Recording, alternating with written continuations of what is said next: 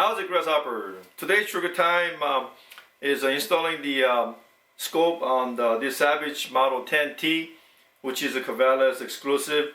It comes with the accustock, accutrigger, 24-inch heavy barrel with the 5-row mirror rifling.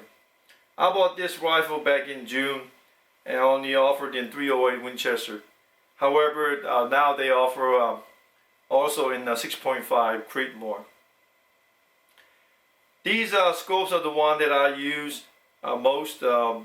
This one is the Bushnell Elite 3200 10x40. It's fixed power. And these two is the Tasco. This one's 6x24 and this is a 2.5x10. And this one is Bushnell 6x24 mirror scope. This is the most bang for the buck scope because it has a big knobs where you could easily adjust the windage and elevation values. Whereas these here, you have to take it off the cap, then adjust, and then you have to lock it with 3 little screws on the sides, which is, if you have a big hands, then it's a pain in the butt.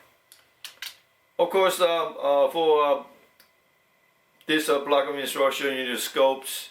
The base is already mounted on, and one of the rings is already on. Rings. You need the bubble level, and also you need the blue Loctite and scope guide. So let's begin. I found the left side of the dining table is the corner is the level, so I'm going to use that. And also I've pretty determined where the rear ring going to be.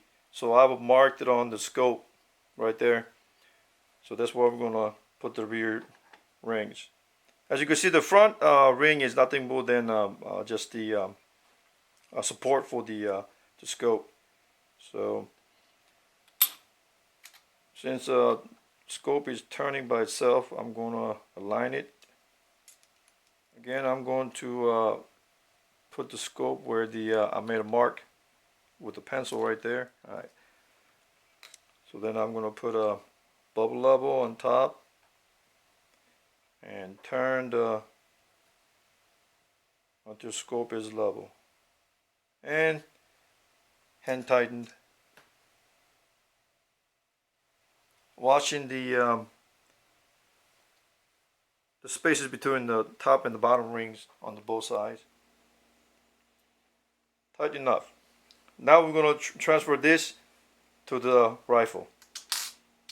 For this rear, the rings, since the rifle recoil and the scope moves forward, so what I do is, what I did is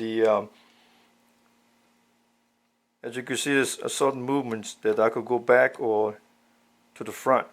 But what I'm doing is now I'm going to push forward and then lock it in place, and which is level from the installing the rear ring. If you want extra relief, then you turn this mounts or use extended one to mount it so that the again I really do it. Again, I'm mounting my scope so that as if this rifle has iron sights, so that way I'll be shooting the rifle either scoped or iron sight same way. As you can see, this ring sits right at the scope's taper area.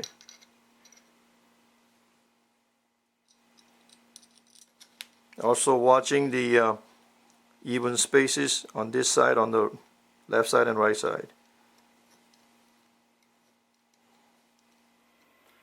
Now that the scope is installed on the rifle, so let's go to the range.